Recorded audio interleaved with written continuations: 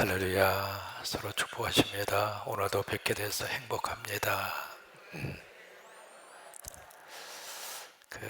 울진 삼척 지역에 산불이 나서 저거 언제 꺼지나 이렇게 염려를 했는데 어제 비가 와서 이게 주불이라고 그러죠. 그 불까지 다 꺼졌습니다. 우리 한국 역사상 산불 가운데 가장 오래된 최장의 산불이었습니다. 기록에 의하면 214시간 동안 불이 탔으니까 그동안에 우리 사람이 할 수 있는 모든 것을 다 동원을 했죠. 근데 안 꺼지고 못 꺼진 거예요. 근데 이제 어제 비가 이렇게 많이 오지도 않고 오물이밖에 안 왔잖아요. 그 작은 비가 하늘에서 내리니까 불이 꺼지는 거예요. 미국에서도 그런 일이 있었습니다. 거기에 이제 엘로스톤이라고 하는 세계적으로 유명한 국립공원이 있는데 거기에 이제 산불이 났어요.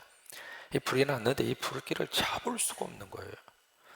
최첨단의 모든 장비를 다 동원을 하고 심지어 거기는 주 방위군이라고 그래서 군대까지 다 동원을 시키고 그래도 그 불길을 잡을 수가 없어서 무려 3년 동안 탔습니다.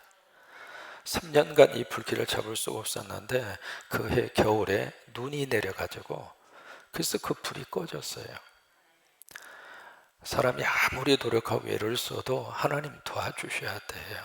하나님이 역사하셔야 되고 작은 것이든 큰 것이든 그래서 이번에 새벽의 총진군을 통해서 우리 안에 예수로 충만하셔서 이게 이제 하나님이 도와주시는 거잖아요. 하나님의 은혜가 임하는 것이잖아요. 그래서 예수로 충만하셔서 나를 이기고 세상을 이기고 마귀와 사탄을 이기고 악한 영을 이기고 승리하는 여러분 되시기를 주의 이름으로 축원합니다.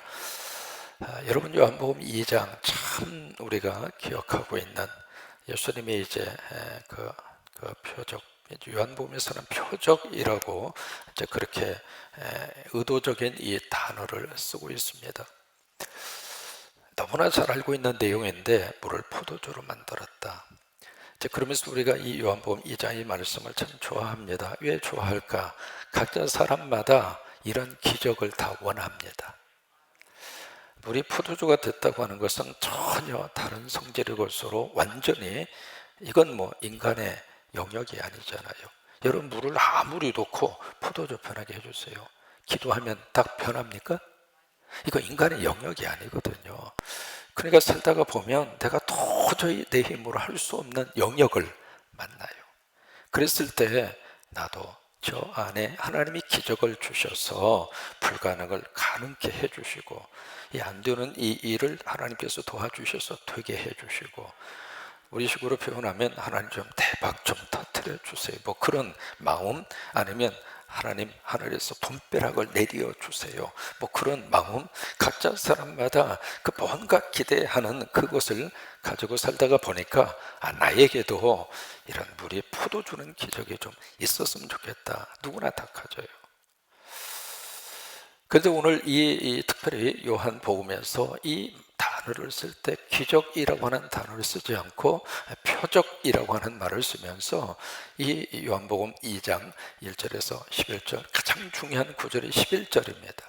11절의 내용을 보시면은요, 이게 이제 이 말씀을 주신 이유와 목적이 11절에 기록이 되어 있습니다. 또박또박 11절을 같이 읽겠습니다. 예수께서 자 보세요. 첫 표적입니다. 여기 첫이라고 하는 것은 하나, 둘, 셋, 넷, 다섯 개의 첫 번째 그 의미도 되겠지만은 이 첫이라고 하는 단어가 1장 1절에서 태초로 번역합니다. 이것이 창세기 1장 1절의 태초하고 같습니다. 벌써 이제 여기서 이 단어를 쓰고 있는 그 의미가 그대로 드러나고 있거든요.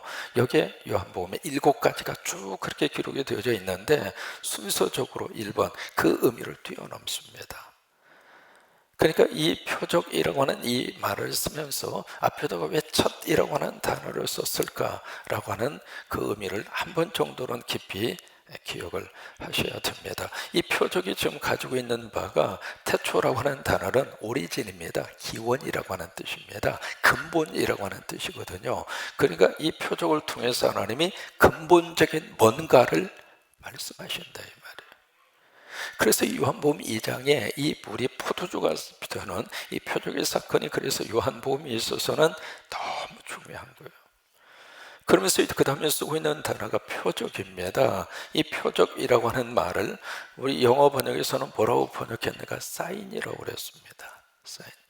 여러분 길거리에 가시면 사인판이 있잖아요. 우리 한나 언니 기억하시죠? 일여신도회 기억하시죠? 사인판. 이 사인판이 있으면은, 사인판 앞에 딱 서 있으면은 거기 지금 도착해 있는 거죠? 맞아요? 틀려요? 그치? 사인판이라고 하는 것은 그 방향 표시잖아요. 그 표시를 딱 보고, 아, 이쪽으로 가야 되겠구나, 앞으로 5km를 가면 되구나, 그걸 아는 거예요. 그러니까 사인판이 목적지가 아니라 목적지를 알려주는 하나의 표지판일 뿐이에요. 우리가 요한복음 2장을 읽으실 때 이 단어 앞에 깊이 생각을 하셔야 합니다. 이 요한복음 2장을 통해서 하나님이 가르치는 게 있어요. 여기서 뭔가 이렇게 표지로 우리에게 알려주는 것이 있습니다. 사인판입니다. 근데 우리는 그 사인판을 다 붙잡고, 아, 여기구나, 또 떨어졌나 싶어서 그러면서 여기만 딱 붙잡고, 아, 여기야, 그러고 있으면은 하나님이 우리에게 이 말씀을 주신 이유를 놓친다 이 말이에요. 근데 거의 대부분 그 생각을 가지고 이 성경을 읽고 이 성경을 붙들고 있습니다. 사인판입니다. 가리키는 방향을 보셔야 돼요. 하나님께서 말씀하시려고 하는 그 내용의 의미를 따라가야 합니다. 그래서 이제 첫 번 표적이라 그렇게 말씀을 하시는 거예요. 그러면 여기서 이제 첫 번 표적을 통해서 뭘 지금 가르치려고 하시는 건가? 11절 처음부터 다시 읽겠습니다. 예수께서 이 첫 표적을 갈릴리 가나에서 행하여 그의 영광을, 여기 지금 뭘 나타내셨어요? 이 물이 포도주는 이 사건을 통해서 하나님이 뭘 나타내셨죠? 영광입니다. 이 영광이라고 하는 단어는 어디에 쓰는 단어냐면 하나님입니다. 인간에게는 이 단어를 쓰면 안 됩니다. 하나님에게만 나타나는, 하나님에게만 쓸 수 있는 단어. 여러분, 모든 언어라 할지라도 그 모든 언어를 모든 사람에게 다 같이 붙일 수가 없거든요. 이 영광이라고 하는 단어, 이 단어는 특별히 하나님의 속성과 관계가 되어져 있습니다. 하나님의 어떤 본질적인 것을 드러낼 때 영광이라고 하는 단어를 씁니다. 그러니까 이 물이 포도주 되는 이 사건을 통해서 뭘 드러내시는가? 그의 영광. 다시 말해서 그의 영광이라고 하는 것은 바로 예수 그리스도가 누구라고 하는 것을 드러내죠? 하나님이다. 아, 이분이 하나님이시다. 이게 이제 요한복음이 가지고 있는 복음의 내용입니다. 마태나 마가나 누가에서는 예수 그리스도가 하나님이기도 하지만 인간이시다, 거기다가 이제 초점을 맞추었다면, 왜? 예수님은 인간이면서도 하나님이시거든요. 그게 예수님이 가지고 있는 독특한 예수님의 그 성품이잖아요. 예수님의 본질이잖아요. 근데 그 중에서 이 요한복음은 여기다가 초점을 맞추는 거예요. 예수 그리스도는 하나님이시다. 그래서 이제 영광을 드러냈다는 이야기는 이 표적을 통해서 예수가 하나님이다, 그걸 드러낸 거예요. 근데 그 다음에 여기 제자들의 반응이 나옵니다. 11절에 보시면 나타나시면 제자들이 그를 어떻게 했어요? 믿었다, 그 말이에요. 여러분, 이 네 가지 단어가 이 요한복음 2장에 있어서는 쭉 따라가야 할 그런 단어입니다. 표적은 표적인데 첫 번 표적, 그 다음에 그 첫 번 표적을 통해서 뭔가 하나님이 표시를 해주시는 거예요. 뭔가 사인판을 우리에게 딱 보여주시는 것입니다. 그러면서 그 사인판이 가르치는 방향이 무엇인가? 예수는 하나님이다. 예수는 하나님이다. 이 고백을 그 앞에 1장에서 누가 했느냐면 나다네일이 합니다. 당신은 하나님의 아들이십니다. 나다레인이 그 앞에서 이렇게 고백을 했거든요. 그리고 당신은 이스라엘의 임금이십니다. 이스라엘의 왕이십니다. 그러니까 나다레인의 고백을 받아서 그 다음에 요한복음 2장으로 와서 물을 포도주로 만드는 거예요. 근데 이 표적을 통해서 바로 이것을 보여주고 싶은 거예요. 이 세상의 모든 물들을 전부 다 포도주로 만들어서 포도주 다 잡수시고 날마다 얼굴이 벌게서 그냥 이렇게 살으라고 이 기적과 이 표적을 주신 것이 아니라 이 표적을 통해서 하나님이 이걸 말씀하고 싶어서.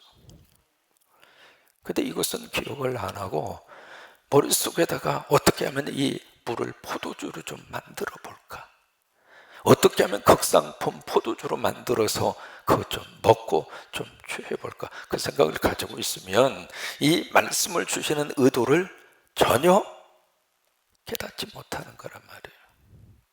오늘 이 새벽에 이 요한복음 2장의 말씀이 여러분 속에 그대로 열리기를 축복합니다. 자, 1절을 보십니다. 여기 날짜가 나옵니다. 사흘. 성경에서 사흘이라고 하는 것은 무슨 날짜냐면 완전히 극적인 변화를 일으키는 날입니다. 요나가 큰 물고기 뱃속에 며칠 있었느냐면 사흘 있었어요. 그러다가 나왔잖아요. 예수님이 무덤에 며칠 계셨어요? 사흘 계셨어요. 그러다가 부활하셨잖아요. 이게 사흘이라고 하는 이 단어가, 이게 성경을 여러분, 이 성경의 말씀에 단어 하나하나, 거기에 조사뿐만이 아니라 부사뿐만이 아니라 단어 하나하나 속에 깊은 성령의 역사심과 성령의 감동이 있어요. 그래서 이 사흘이라고 하는 것은 그런 의미를 가지고 여기에 날짜를 기록을 합니다. 갈릴리 가나입니다. 이 가나는 이쪽 갈릴리 호수에서 한 1.5km 정도 산속으로 들어가 있는 작은 동네, 나사렛이라고 하는 마을을 가기 직전에 있는 동네가 가나입니다. 이 가나가 전 세계 사람들에게 너무 지금도 인기를 얻고 있는데 두 가지입니다. 첫째로 젊은 친구들이 결혼식을 하고 싶어하는 1순위가 가나입니다. 결혼식에서 예수님이 이런 기적을 행하셨으니까. 그래서 이제 가나에 가면 그 교회당이 그렇게 크지도 않습니다. 작은 교회당인데 거기 가서 이렇게 결혼식을 하고 싶어 해요. 두 번째는 거기에 가면은 그 기념 교회당이 하나 있고요, 교회당 바로 앞에 포도주를 팝니다. 포도주를 파는데 그냥 이렇게 딱 큰 이런 항아리 같은 데다가 포도주를 가득히 담아놓고 무조건 마음껏 그냥 무료로 마시다가 좀 마음에 들면 사갈 수 있도록 그렇게 되어져 있는 데가 바로 갈릴리 가나입니다. 바로 거기에서 뭐가 있었느냐면 여기 혼례가 있습니다. 예수님의 어머니도 거기 계시고 2절입니다. 예수님과 제자들도 함께 청함을 받습니다. 여기 제자들은 그 앞에서 예수님의 부름을 받았던 그 제자들이죠. 안드레, 빌립, 그리고 게바, 그리고 나다네엘, 그리고 요한까지. 이제 제자들이 함께 그 혼례에 초청을 받아서 갑니다. 3절입니다. 포도주가 떨어졌어요. 그 잔치를 하는 가운데 가장 중요한 포도주가 떨어졌습니다. 그러니까 예수님의 어머님이 예수님에게 한마디 합니다. 뭐라고 하느냐면 포도주가 없습니다. 여러분, 예수님의 어머님이 하시고 있는 이 말이 포도주가 떨어졌습니다. 그 말이 여러분 한번 가만히 생각해 보세요. 포도주 떨어졌으니까 예수님은 어떻게 좀 해결해 주세요. 그런 뉘앙스로 한 말일까요? 아니면 지금 잔치가 벌어졌는데, 여러분 결혼식장에 있어서 가장 중요한 게 먹고 마시고 흥이잖아요. 잔치를 벌였는데 음식이 떨어져요. 지금 너무 어려운 상황 속에 지금 처해져 있잖아요. 그러니까 포도주가 떨어졌다고 하는 그 한 사람, 거기에 혼주가 있겠죠. 그 결혼식에 혼주가 얼마나 미안해하고 얼마나 당황하고 얼마나 지금 힘들겠어요. 근데 그 힘든 모습을 예수님이 어머님이 알아차리면서 지금 포도주가 떨어졌대요. 1번일까요? 2번일까요? 너무 설명을 길게 했죠. 이 예수님이 어머님이 포도주가 떨어졌다, 그 말은 여자분들의 심리 상태를 이해하면 알 수 있습니다. 무슨 말이냐면 한마디 툭 던진 거예요. 포도주가 떨어졌대야 뭐예요? 사실을 사실대로 그냥 이야기하고 있는 것 뿐이에요. 포도주가 떨어졌으니까 예수님이 이거 어떻게 기적을 행하셔서 이 집에 이 문제를 해결해 주세요. 그런 의도로 예수님이 어머님이 하신 말씀은 아닙니다. 그죠? 이 사람이 지금 너무 힘든 상황 속에 있으니까, 그래서 예수님의 어머님의 이 말씀이 우리들에게 있어서는 너무 마음에 와닿습니다. 한 사람이 곤란을 겪고 있으면 그 곤란을 같이 이해해주고, 같이 받아주고, 같이 공감을 해주고, 그 말입니다. 이게 포도주가 떨어졌다, 그 말은. 무슨 놈의 잔치를 어떻게 준비했길래 포도주가 그냥 떨어질 수가 있느냐, 그런 뉘앙스가 아닙니다. 처음부터 준비를 잘 해야지 어떻게 결혼식을 시키면서, 여러분 이 결혼잔치가 일주일 합니다. 일주일 동안 먹고 마시고 온 동네 사람들이 이제 일주일 동안 먹고 마시는 그런 잔치거든요. 그러니까 나름대로 얼마나 준비를 많이 했겠어요. 그래도 사람은 사람이에요. 완벽할 수가 없어요. 그러니까 예수님의 어머님은 그 사람의 상황이 얼마나 힘들까, 그런 마음에서 주님, 포도주가 떨어졌대요, 그 말을 하고 있는 거예요. 이해가 되셔요? 그 뉘앙스에서 포도주가 떨어졌습니다. 그렇게 예수님의 어머님이 이야기를 하십니다. 그러니까 4절에 함께 있습니다. 예수께서 이르시되 여자여 나와 무슨 상관이 있나이까, 내 때가 아직 이르지 아니하였나이다. 여러분 이 4절 말씀이 오늘 이 요한복음 2장을 이해할 때 참 어려우면서도 힘든 부분입니다. 여기 이제 첫째로 여기 때에 대한 말씀을 하시면서 그 앞에 뭐라고 부르냐면 여자여 라고는 이 단어, 그 앞에서는 예수의 어머니 요한이 그렇게 썼잖아요. 그러다 이 부분에 있어서는 여자여 라고 하는 단어를 쓰고 있습니다. 여러분 이 여자여 라고 하는 이 단어는 요한복음 속에서 거의 대부분의 모든 여성들을 향한 호칭입니다. 막달라 마리아가 무덤에서 막 울고 있어요. 그때 천사가 나타나서 마리아를 부를 때 여자여 그렇게 불러요. 그러니까 일반적인 여자에 대한 그런 호칭이거든요. 그럼 구태여 여기 예수님이 어머니가 그렇게 해도 되잖아요. 아니면 어머님 그렇게 불러도 되잖아요. 그런데 여기에 예수님은 여자여, 왜 그랬을까? 예수님은 마리아의 몸을 통해서 이 세상에 오셨지만은 마리아의 아들로 끝나는 분이 아닙니다. 그래서 예수님은 여자의 후손으로 오셨어요. 예수님 이외의 모든 사람은 남자의 후손입니다. 그래서 옛 시인들도 그렇게 고백을 했잖아요. 아버지 날 낳으시고 어머니 날 기르시니. 여러분이 그렇게 고백한 이유가 있습니다. 모든 사람들은 남자로부터 시작합니다. 남자의 생명의 씨앗이 여자의 조개 속에 들어가서 거기서 생명이 시작이 되거든요. 그래서 남자의 후손인데 예수님은 여자의 후손으로 오셨어요. 그래서 마리아의 자녀로 아들로 그렇게 태어나긴 하셨지만 이 예수님과 마리아의 관계가 아들과 어머니의 관계로 국한된 관계가 아니라고 하는 거예요. 그래서 가톨릭에서는 이 여자여라고 하는 이 부분을 어떻게 번역했는가? 어머니여 그렇게 번역했습니다. 가톨릭은 그렇게 갈 수밖에 없죠. 왜? 마리아를 높이는 그런 분들이니까. 그러나 개신교 입장으로서는 어머니가 아닙니다. 모든 인류의 여자의 한 부분일 뿐이죠. 여자여 그렇게 부르는 거예요. 그래서 이 일이 나하고 무슨 상관이 있습니까? 포도주가 떨어진 거하고 나하고 왜 이 사건 앞에 나를 개입시키려고 하십니까? 그래서 하시는 말씀이 아직 내 때가 안 됐습니다. 여러분 이 말씀에서 이 때라고 하는 이 단어가 가지고 있는 의미가 어떤 의미를 가지고 있을까? 예수님은 이 세상에 하나님이 보내서 오셨어요. 그래서 예수님은 이 세상에서 뭘 하시는가? 하나님이 하라고 하는 그 일을 하시는 거예요. 그 일을 하시고 아버지가 오라 하시면 아버지께로 돌아갑니다. 그러면 그게 이제 그때가 아버지께 돌아갈 때가 되는 거예요. 그러면 그때가 어느 때인가? 십자가 돌아가실 때예요. 십자가를 지시고 그게 아버지가 예수 그리스도를 이 세상에 보내신 이유거든요. 목적이거든요. 인류의 모든 죄를 짊어지고 내가 십자가 져라.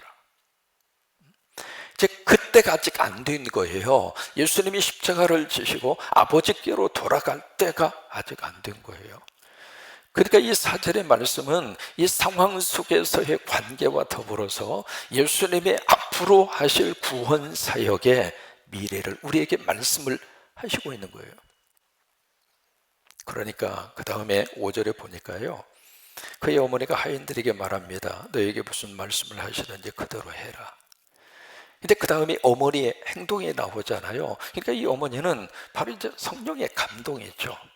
어떤 예수 그리스도에 대한 믿음이 있기도 있었습니다만은 성령님이 그 상황과 그 문제를 해결하시기 위해서 어머니에게 예수님 무슨 말씀을 하셨더니 그대로 해라. 성령의 감동으로 이 예수님이 어머님이 하인들에게 그를 말씀을 하십니다.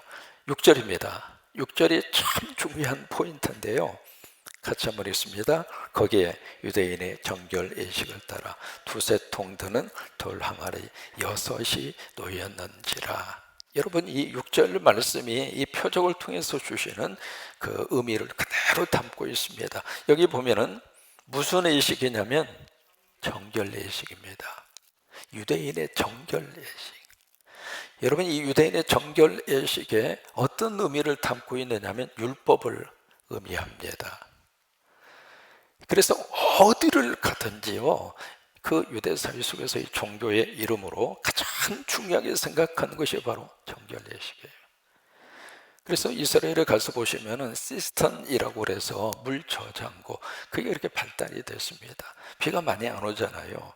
그래서 심지어 이슬방울까지라도 다 모아서 시스턴이라고 하는 그 에레미야서를 읽으시다 보면 그 시스턴이라고 하는 말이 나오거든요. 물 저장고, 그것을 참 완벽하게 잘해요. 그래서 물 한 방울이라도 거기다 딱 거기다가 모아놓습니다. 근데 신기한 것은 그렇게 모아놔도 물이 안 썩어요.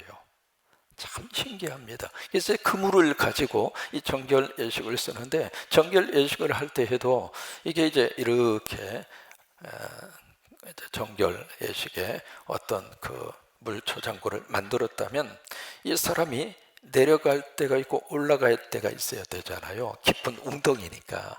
그래서 이게 내려가는 길이 다르고 올라오는 길이 다릅니다. 왜냐하면 몸을 씻으러 내려갈 때는 아직 부정해요. 씻은 다음에는 깨끗해졌어요. 그러니까 이게 교차되는 거예요. 서로 이제 스쳐 지나가지 않도록 거기까지 세밀하게 그렇게 해서 이 정결 예식을 거행을 하거든요. 지금도 이슬람권에 여러분 가서 보시면 이슬람 사원을 들어갈 때 그 앞에 수도꼭지가 다 있습니다. 손 씻고 가야 돼요. 그냥 못 들어갑니다. 이게 바로 뭐냐면 정결 예식이에요. 그러니까 유대교가 가지고 있는 이 정결 예식, 그것으로 위해서 썼던 항아리가 몇 개냐면 6개입니다. 6이라고 하는 것은 불완전하다 이 말이에요. 6이라고 하는 것은 완벽하지 않다 그 말이에요. 그러니까 이게 이 모든 것을 통해서 이 표적이 우리에게 가르쳐 주고 있는 것입니다. 율법을 통해서는 우리는 불완전하다. 율법을 통해서는 우리가 완전할 수 없다. 오늘 씻었으면 내일 또 씻어야 되고, 여러분 그렇죠? 오늘 깨끗하게 했는데 또다시 하루 살면서 더러워지고 다시 또 씻어야 되고, 이게요 계속 반복되는 거예요. 반복되는 거예요. 그래서 이 6 항아리에 드는 물 항아리, 여기에 물을 채웠어요. 그래서 이제 정결 예식을 위해서 썼던 이 항아리인데, 이 자체가 우리의 죄를 씻을 수도 없고 우리 삶을 변화시킬 수도 없고, 그리고 우리가 믿음 안에서 예배를 드리면서도 늘 우리가 기도 제목이 하나님, 나 예수 만나서 내 인생이 뒤집어지게 해주세요. 지난주 말씀처럼 완전히 어지럽히게 해주세요. 완전히 그냥 뒤집혀지게 하여 주옵소서. 그런 기도 하잖아요. 그런 기도를 하는데 이게 유대교의 정결 예식과 율법 그 차원에서는 안 된다 이 말이에요. 근데 이것이 나중에 뭘로 변했는가? 포도주로 변합니다. 이 물이 포도주로 변했다는 이야기는 완전히 이 율법에서 무엇으로 바뀌어졌는가? 은혜로 바뀌어진 거예요. 완전히 성질 자체가 바뀌어졌잖아요. 맛이 달라졌잖아요. 색깔이 달라졌잖아요. 여러분, 예수님 안에서 이 은혜가 우리에게 임하기를 축복합니다. 그저 물에서 물로 가는 그 종교인이 아니라 물로 내가 믿음 생활을 시작했는데 물처럼 맹탕이고 물처럼 뭐 그냥 그저 그렇게. 근데 예수를 만나고 성령을 만나고 은혜를 받으면서 내 삶이 색깔이 달라지고 맛이 달라지고, 그게 복음의 능력이라 그 말이에요. 그걸 위해서 예수님이 이 세상에 오셨다고 하는 거예요. 그냥 하나님 나 물 좀 많이 주세요. 예수 믿기 전에는 물이 2통이었는데 예수 믿고 복 받아서 물 6통으로 늘려주세요. 그게 아니라고 하는 거예요. 이 표적을 통해서 예수님은 우리에게 그걸 보여주고 싶은 거예요. 물 같은 너희들의 인생이 나를 믿고 포도주로 바뀌어져라.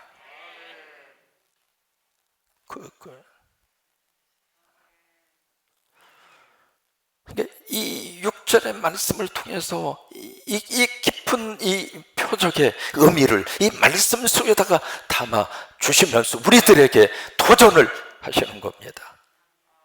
예수로 채워서, 예수로 채워지기 전에는 그렇게 살았다 할지라도 이제는 예수로 채워지고 믿음 생활하고 이제는 하나님 나라의 그런 백성으로 이 안에 들어왔으면 이제는 포도주처럼 맛도 내고 빛깔도 내고. 여러분, 물하고 포도주하고 가치가 같을 수가 없잖아요. 예수 믿어서 내 삶의 가치도 상승하고 내 스스로의 믿음의 자존심도 지켜가고.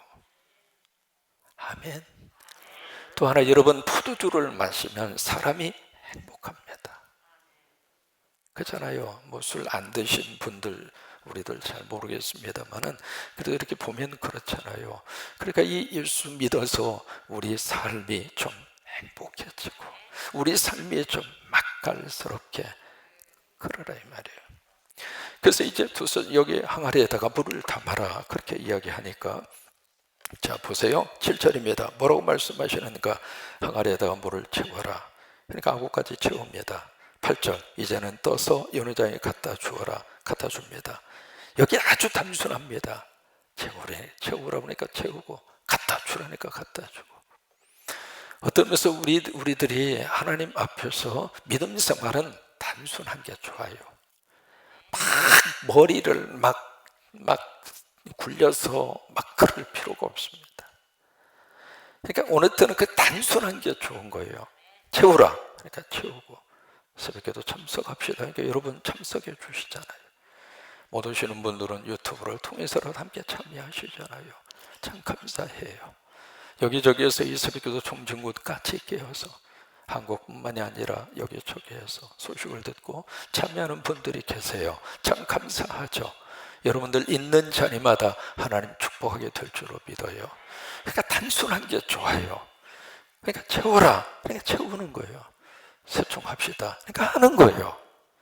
그냥 갖다 주라 하니까도 갖다 주잖아요. 자, 근데 9절에 보면 연회장은 물로 된 포도주를 맛보고도 어디서 났는지 몰라요.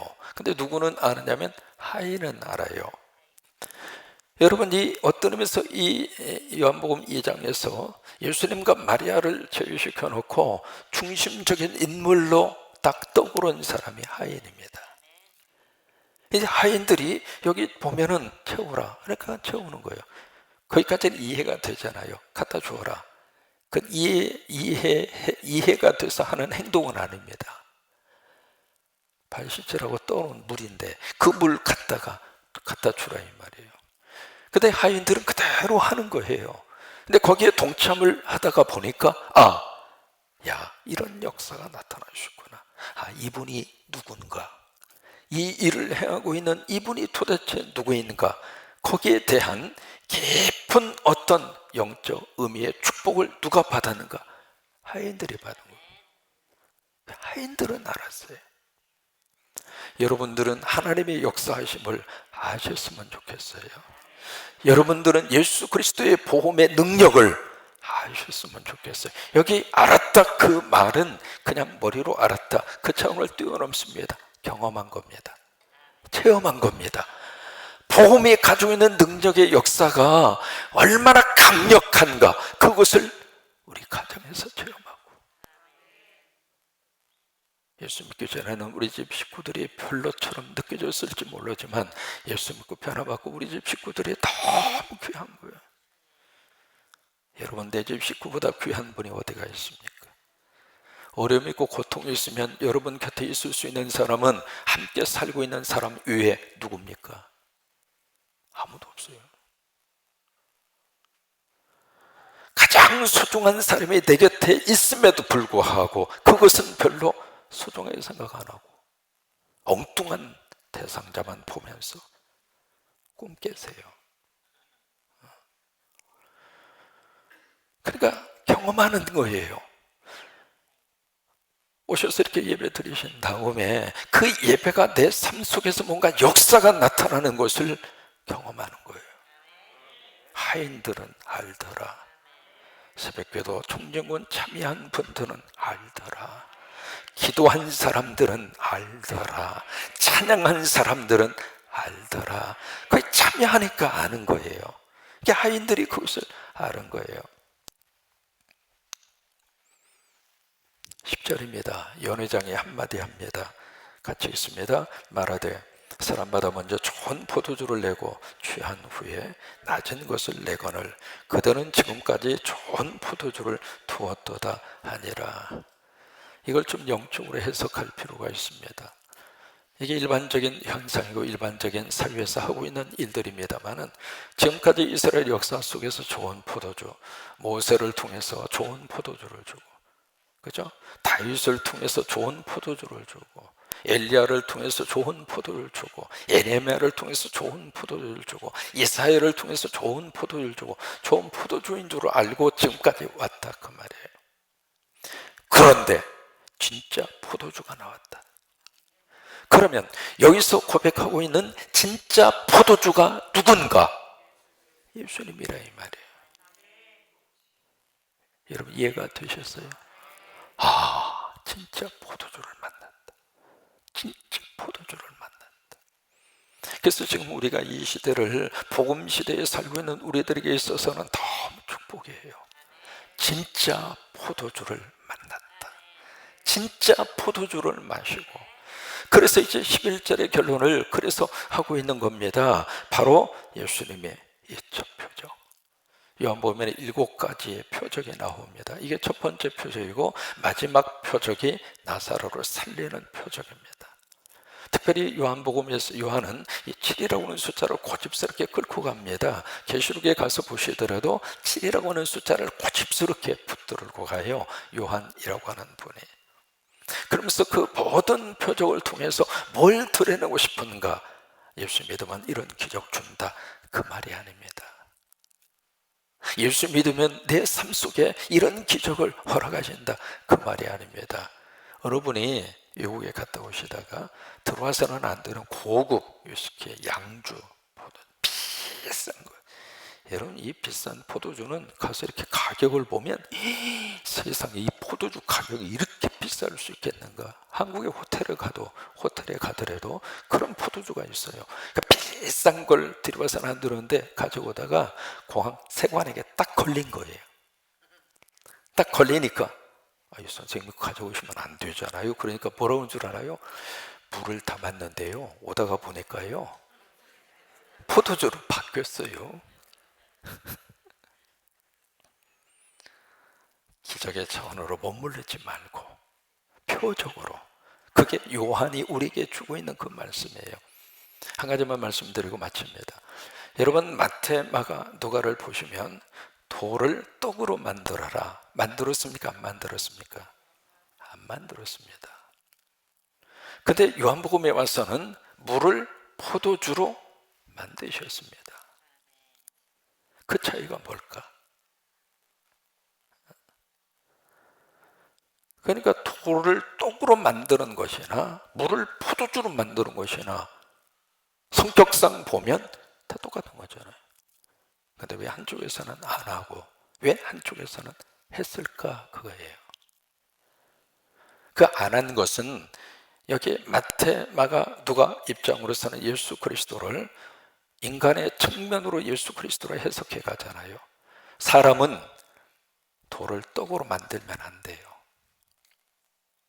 사람은 돌을 떡으로 만들어 먹으려고 하니까 문제가 생기는 거예요. 인간은 돌은 돌이에요. 떡은 떡이고요.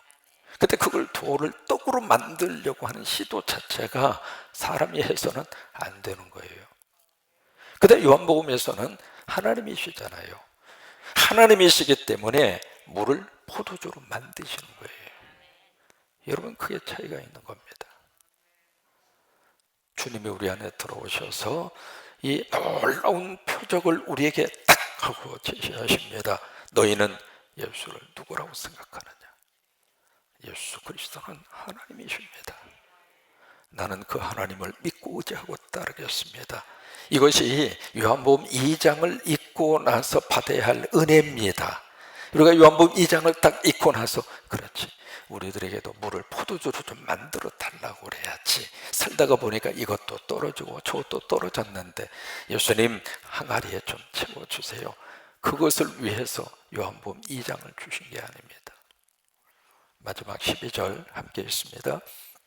그 후에 예수께서 그 어머니와 형제들과 제자들과 함께 가버나움으로 내려가셨으니, 이 가버나움이 갈릴리사의 가장 중요한 핵심 마을이에요. 그래서 가버나움으로, 거기서 여러 날 계시지는 아니라. 그리고 이제 그 다음 성전에 대한 문제 나오는데, 내일 새벽에 꼭 오셔서 하루를 시작할 때 말씀이 열려지면서 하루를 시작하는 것도 행복합니다. 성경을 수없이 읽으셨습니다마는 성경 속에서 성경의 의미가 깨달아질 때마다 행복합니다. 내일 새벽에도 그런 은혜 주시게 될 줄로 믿습니다. 같이 우리 찬양하십니다.